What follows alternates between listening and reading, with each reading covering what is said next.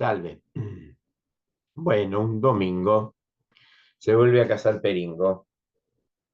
A ver, esto es apostillas para mí mismo. Bueno, vamos a llamarlo varia.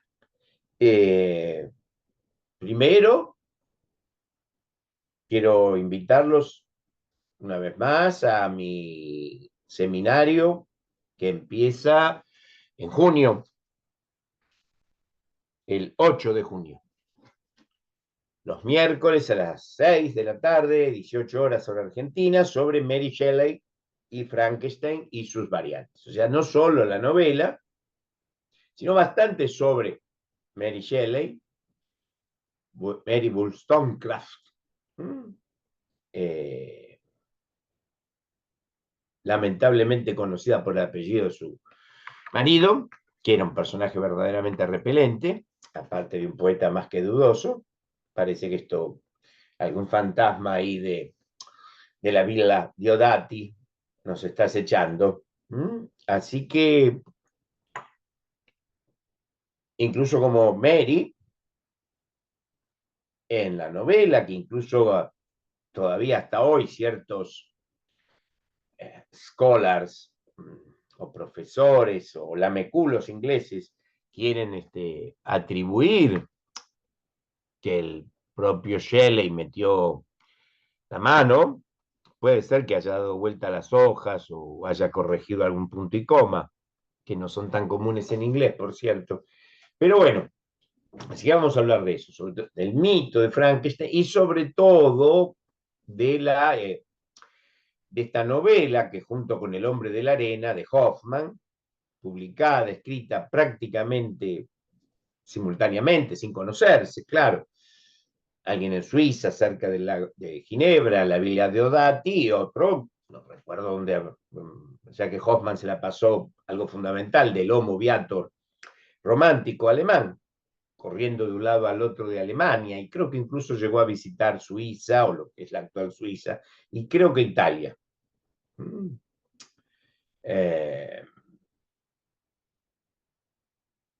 Así que bueno, vamos a tratar de eso. Y del mitologema, ¿no? De lo prometeico y de Frankenstein y sus derivados.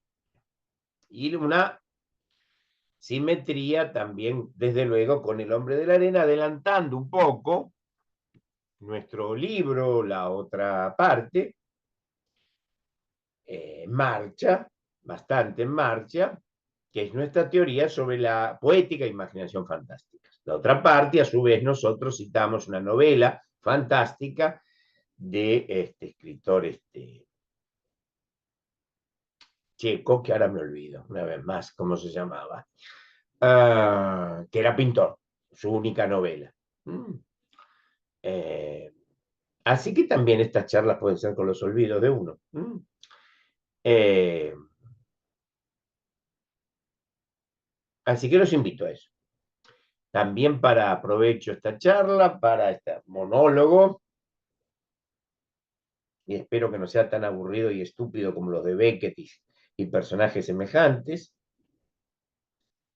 esos que Georg Lukács ubicó como pensionistas cómodos en el gran hotel del abismo, una metáfora y un pensamiento, un concepto de Lukács que siempre utilizamos, y que en todo caso sean balbuceos de domingo a la noche, pero no monólogos de ese pseudo pensamiento. Así que aprovecharía, bueno, para decirles que cuando uso, por ejemplo, la palabra provinciano en sentido derogativo, en sentido despectivo, no me refiero a gente nacida en una provincia de la Argentina, de Italia, de Inglaterra o de lo que fuere. Provinciano puede ser, y las personas más provincianas que he conocido en mi vida han nacido, vivido en Corrientes y Esmeralda, en Recoleta, en el distrito 16 de París, en Passy,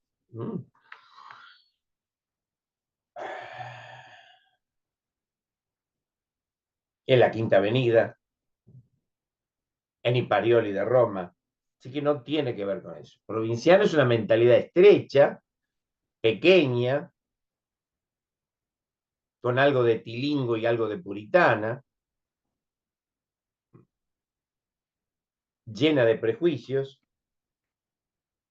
prejuicios sobre todo ahora progresistas, porque los prejuicios era como si atribuían tiempo atrás a cierta mentalidad conservadora, y en rigor siempre los prejuicios corrieron por cuenta de eso que se llama ahora progresismo. ¿No? Es una mentalidad estrecha, insular, ¿no? Este, como la mentalidad inglesa, como la mentalidad anglo-norteamericana, que es básicamente provincial. Por más que manejen o algunos de sus grupos crean manejar la economía mundial y las guerras mundiales y tengan prisionera a la pobre Europa, sobre todo la verdadera Europa,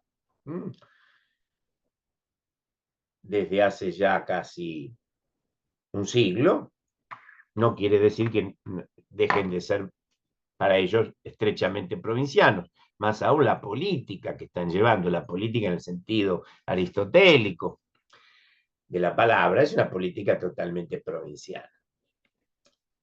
Así que quede claro eso, cuando usamos provincial, cuando usamos insular, pequeño, pequeño burgués, no clase media, que hay otra diferencia que tenemos que establecer. Clase media es una situación económica que la Argentina está desapareciendo, por otro lado, así que podemos hacer una nota a pie de página antropológica o arqueológica, ¿no? Sino pequeño burgués, ¿no? Pequeño burgués, que es diferente, no tiene que ver con su situación económica, para nada. Es una mentalidad estrecha, provinciana, prejuiciosa. Y ahora estos prejuicios, esta estrechez mental, espiritual, se ha sobre todo abroquelado en eso llamado progresismo, que es todo lo contrario del progreso. Cosa que también puede verse ya proféticamente, váticamente, como decimos en la novela de Mary Shelley. Atrapada un poco de eso, ¿no? Pensemos que su padre, William Godwin, era uno de esos anarquistas rentados, ¿no? Cosa que Inglaterra y el mundo anglosajón, el mundo anglo-norteamericano es muy, muy hábil todavía en fabricar lo que nosotros llamamos diferencias tecnificadas, que se dan en todos los campos, ¿no? A veces muchísimo más notorio en algo llamado música, y en algo llamado rock, por supuesto, con nuestras disculpas al cielo para Elvis Presley y los hermanos Fogerty y Chuck Berry. Bueno, o sea, esas diferencias tecnificadas que el mundo anglosajón, el mundo inglés, el mundo norteamericano ha sabido fabricar. Esos anarquistas con tarjeta de crédito, que son lo peor, son muchísimo más peligrosos que la persona que verdaderamente viene con una situación, digamos, claramente reaccionaria o conservadora, o para los que somos religiosos y creyentes, las que vienen en una posición claramente agnóstica y crítica contra la religión. No el misticismo, el pseudo-misticismo chanta. No. Ese es el más peligroso.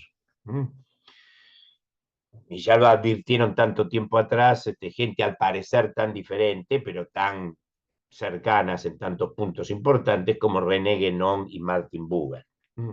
El neoespiritualista, el pseudo interesado por lo religioso, lo místico, ¿no? La New Age y la era de Acuario y todo ese tipo de tonterías, ese es alguien, o esa es alguien muchísimo más peligrosa que el buen agnóstico. ¿No? ¿No? Y que dice que no cree que incluso la historia de las religiones, que sean en general o una religión en particular, como en este caso la nuestra, la católica, ha sido una serie de errores y de chanchullos, pero viene de frente, esa persona es aceptable, esa persona es alguien que puede ser primero, antes que nada, un hospice, alguien que se puede sentar a nuestra mesa, alguien con la que podemos estrecharle la mano, alguien que puede gozar de nuestra hospitalidad antes de ser un hospice. En cambio, la pseudo mística, con sus trencitas y sus supuestas extravagancias tecnificadas y preocupada por el medio ambiente, los pajaritos y el oso polar, ese o esa es verdaderamente nuestro hospice. con el que tenemos que tener hostilidades permanentes, más que nunca porque es un enemigo, una enemiga solapada.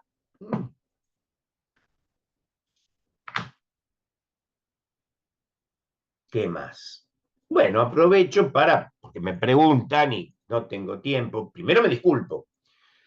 Tengo ahí pendientes, colgadas en suspenso, no son 3 o 4 o 5 cartas y mensajes donde me consultan, preguntan, que aclare determinados términos que utilizo y que prometo hacer. Hay una extensa carta de un integrante de creo que del actual seminario que estamos terminando sobre el concepto de cine, así que le pido disculpas. Creo que es alguien de Perú o de Ecuador, país vecino y hermano, que voy a ir respondiendo de a poco, ya que sus preguntas son muy interesantes y no puedo responderlas, no es totalmente injusto y de pésimo gusto terminarlo con una frase o véase el capítulo tal de tal cosa y de todo eso. Sobre ciertos conceptos sí, como hemos editado, publicado, un texto que iba a ser nuestro primer libro y que ahora son columnas que vamos publicando en La Sala Llena, en cosas que prometí no decir, para el tema del elemento austrohúngaro, de la tradición austrohúngaro en cine y no solo en cine, recomendamos el ensayo La pérdida del aura, ¿eh? Basada o sobre, a partir del cine de Otto Preminger. Pero como de costumbre, tratamos un tema para tratar varios. Primero porque tenemos 70 años y, como dijo el inolvidable Tincho Zavala, estamos más cerca del arpa que de la guitarra. Así que, de alguna manera, también cada vez más en nuestros libros, en nuestros ensayos, en nuestros seminarios, aún en estas charlas, en estos, espero que no monólogos beckettianos, esperando a Godot, o sea, después nos quejamos de las alegorías de directores de cine cuando tenemos esas estúpidas alegorías que una serie de estúpidos todavía piensa que significa algo. Bueno, obviamente es el final de Los Hombres Huecos, así acaba el mundo, ¿no? No con un estallido, sino con un quejido o con un estornudo, cosa que se está cumpliendo perfectamente la profecía bática de Los Hombres Huecos del padre Eliot, como lo llamábamos con inolvidable, Dios tenga la gloria, Mirta Rosenberg, el padre Eliot. Así que en ese ensayo, La pérdida del aura, cuyo calembour, juego de palabras, contaminatio, es bastante claro, ¿no? Donde disputamos también con un error total que todavía, lamentablemente, con una persona, lo hemos dicho en el diálogo que hemos tenido con Guillermo Jakubowicz a partir de Peter Bogdanovich, es lo que quedó del Hotel Algonquin de Nueva York, es alguien que con Benjamin nos cae muy simpático, pero sembró el mundo escrito, literario, ensayístico, no de errores, de horrores. Y uno de ellos fue más que interpretación, su chapoteo en el concepto del aura. Y que precisamente refutamos a Van la Lettre con la tradición austrohúngara y con este extraordinario film de Otto Preminger que es Laura, y con el personaje de Waldo Leidecker y de todo eso. También tenemos una gran simpatía por Walter Benjamin, por lo que sufrió, por lo que fue explotado, era una persona muy débil, era una persona muy, para decirlo en términos porteños, muy fiolable, ¿no? Adorno, que era un hijo de puta y un agente doble de Stalin, que tal vez haya tenido, como sugiere Junger, y Junger en esos años sabía bastante del tema, estaba bastante ubicado, debe haber tenido bastante que ver con su supuesto suicidio. Así que bueno, es una persona que nos cae muy, muy simpática, seguramente seríamos amigos, pero llenó de errores, ¿eh? el término del aura, el término de la reproducción, como decimos en el concepto de cine, en el prólogo, la segunda edición, ¿no? La única vez que pisó el cine, seguramente, venía y dijo una serie de insensateces. Es a veces difícil, no, primero es nuestra mínima obligación intelectual, nuestra mínima obligación de clérigo, aún refutar personas que nos caen simpáticas y que padecieron muchísimo en la vida. Bueno, como todos nosotros, ¿no? Pero que también tiene que ser claro porque a veces es como que simpatizamos por las pinturas de Van Gogh, un pintor que tampoco a mí, la verdad, francamente me interesa mucho, pero simpatizamos por su vida dolorosa, su relación con Gauguin, la mutilación de su oreja y todo eso, y su vida, que fue un espanto. Pero nobleza obliga, ¿no? Si pensamos verdaderamente y tomamos esto que es un mandato, un don, una clerecía, no podemos caer en eso. Hay gente que nos puede caer muy simpática, pero también, como decíamos hace un rato y haciendo pandán con ese tema, a veces es más peligrosa la persona simpática, querible, querendona, que se manda un macanazo terrible, que la persona que es un hijo de puta, que es una persona repelente, y que directamente nos sacamos de encima, como el matrimonio Sartre-Beauvoir, que francamente eso no tenemos el más mínimo problema, porque son dos personas repelentes que pensaron repelentemente y actuaron repelentemente. En el cambio, en caso de Walter Benjamin o Van Gogh, o Vincent Van Gogh, tenemos una complicidad sentimental, afectiva, porque era buena gente, muy equivocada, muy enferma. No es porque estemos hablando de este momento desde la salud maravillosa, pero esto para mis lectores, seguidores, vamos a llamarlos así, discípulos, queremos dejarlo en claro también. En estas apostillas que ya se están haciendo muy extensas y que por otro lado no tienen por qué seguir, soportar si no les interesa, y perder tiempo en decirme tonterías, salvo que quieran debatir verdaderamente en serio, ¿no? Y no que quieran sumarse al carro de los idiotas, un carro que obviamente está ya los ejes de la carreta, del carro de los idiotas, está verdaderamente sobreexpuesto. ¿Algo más? Bueno, tenemos en marcha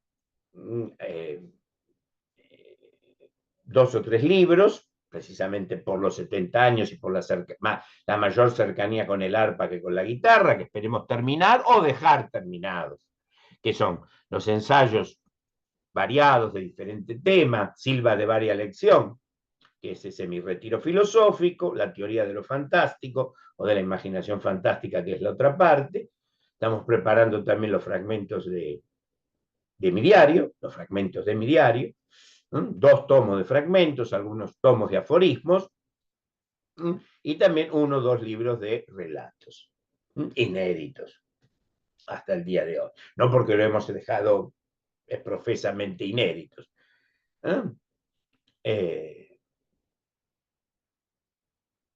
Así que eso es más o menos lo que estamos teniendo en preparación. Otra cosa que aprovecharía para decir a cierta gente y también a gente que yo les agradezco, que se indigna, se enoja por mí. Primero, no perdamos tiempo. Les aconsejo, ustedes que son más jóvenes, ya está muchísima gente, así toda más joven que yo, no pierdan el tiempo. Les agradezco el apoyo, la compañía. Sí, está lleno de plagiarios. Pero no ahora. Desde que empecé a escribir a los 17, 18 años, ya estaba lleno de plagiarios. El problema es que ahora ya da vergüenza ajena, porque antes había que hacer toda una suerte había que ser el Chevalier Dupin de Poe para investigar eso. Y ahora con estos medios, con estas redes, aún mi alumno, mi lector más joven, adolescente, se da cuenta que se me ha plagiado superficialmente, a veces no tanto, y se han atribuido hasta, ya no diría conceptos, sino hasta tics, ¿no? De la manera nuestra de expresar. Es verdaderamente vergonzoso. Sé que el mundo es el mundo occidental es cada vez más penoso. Nuestro país, o tal vez ya ex país, está directamente en un vanishing point, ¿eh? Eh, pero aún así es penoso, da vergüenza ajena. Mm, da vergüenza ajena.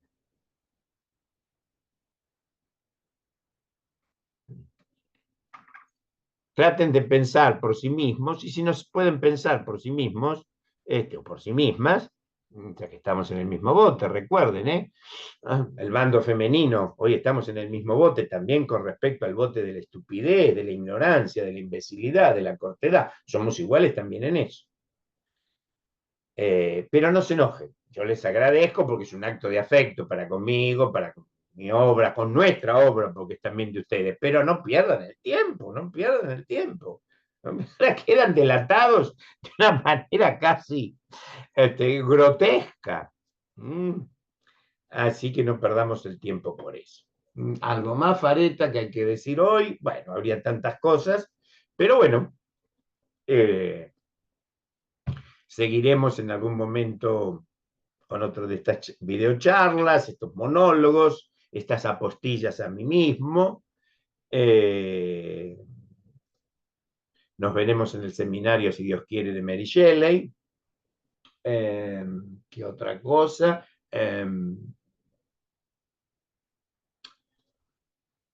Esto puede sonar terriblemente pedantesco, pero les juro que no es así. Si se quiere entenderme, que no tienen la más mínima, putísima obligación de hacerlo, tienen que verme completo, o lo más completo que se pueda. Libros, ensayos, charlas, conferencias, entrevistas, epigramas, posteos, como se dice en esa jerigonza, ¿eh? Pero es así. Y en diferentes voces. ¿Eh? Como iba a ser el título primero de La Tierra Baldía. ¿Eh? Hacemos lo mismo en diferentes voces. Así que, o sea que tanto en poesía, en prosa, en ensayo, en narrativa, en epigramas. Es una guía, no sé si para perplejos, o una guía, como diría Maimónides, o una guía para amigos. ¿No? No somos un pensador, un ensayista, un teórico, un filósofo, un poeta ocasional. No nos hemos dedicado a esto porque no quisimos de los 15 años cargar bolsas en el puerto, o estar encerrados en una oficina, o seguir una carrera liberal. Medicina, abogacía, respetabilísima, pero no es que quisimos eso. Es una cosa totalmente autoconsciente. ¿Eh? Así que tengan presente eso. Y si no lo tienen presente, no hay problema. Pero para algunos y algunas, porque también es buena lo igual también hacia arriba, Excelsior, tengan presente eso, tengamos presente eso. Como decían, se supone nuestras abuelas, que eran muchísimo más fuertes femeninamente que ciertas militantes de hoy, tal vez cuando, y tengo anécdotas, otro día dejaremos las anécdotas familiares de mi abuela, ¿no? La materna, imagínense, 3 meses en un barco, ¿no? No de tercera clase, hay que admitirlo, venía en una buena clase, todavía teníamos la parte materna, algunas liras, pero aún así 3 meses, vino embarazada, ¿cuánto tenía? No llegaba a tener 20 años. Pero aún así, como decían las abuelas, cuando había algún tipo, un atorrante, que por supuesto no fueron descubiertas por las secuaces de Jane Fonda, ya existían, como diría mi abuela, o nuestras abuelas, o bisabuelas, o nuestras madres, ¿no? No, por favor, no me confunda. ¿No?